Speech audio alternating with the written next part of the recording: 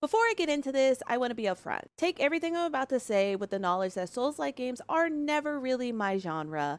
That being said, I do give them all a try, so I'm putting my usual gripes aside and trying to meet this game where it's at. So, Wuchang the Fallen Feathers, like most Souls-likes, throws you right in. So, if you're ready to just start fighting, this game wastes zero time, which is usually typically common for Souls-like games. One thing I do like is that as you progress, you unlock new weapons, and every single weapon has a unique ability. So instead of choosing your class at the beginning, you start progressing through the game to figure out what weapon really fits your playstyle. This game has a nice feature where in the middle of combat, you have the ability to quick swap between weapons mid-combat, so you can technically be a multi-weapon type fighter. I like the flexibility of that system, and as the game progresses, it does feel seamless. Dodging is not only what it is. You don't just dodge to survive. It gives you procs that activate special weapon abilities and magic. So once you get the enemy patterns down, the combat feels super satisfying. But I won't lie, there are definitely moments of frustration. You know, the typical Souls-like problems, cameras and stuff.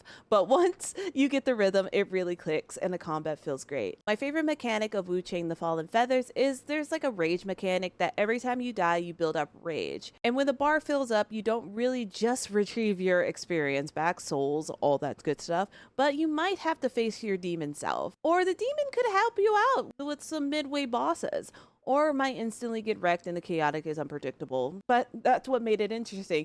The first time it happened, it scared the crap out of me, but I was laughing my head off. Something I thought was a huge deal was I thought you were able to finally be able to pause a Souls-like game. I was ready to just tell the world like, hey, all those people that want you to pause a Souls-like, you could pause this one, but I tried it in the middle of a boss battle and the boss definitely knocked me out of the menu. So yeah, there is no pausing. It just looked like you really could. Now, the one thing that really stood out to me that was an issue wasn't the difficulty, it was the performance. I played on the PlayStation 5 Pro, and regardless of the settings I did, it just didn't really run that well. There was stuttering, and there was just a lot of visual jank. It didn't fully ruin my experience, but it was really distracting. There will be a day one patch, so fingers crossed that this stuff gets cleaned up, but overall, I wanted to make that a note because I know performance is something that's important to a lot of gamers. My final thoughts, if you are a die-hard Souls-like fan, Wuchang will bring some fun twists, especially in the combat. It may not be for me personally, but if you're already a fan of the genre, then you know what to expect. But yeah, that is my impressions of Wuchang the Fallen Feather. Let me know what your thoughts are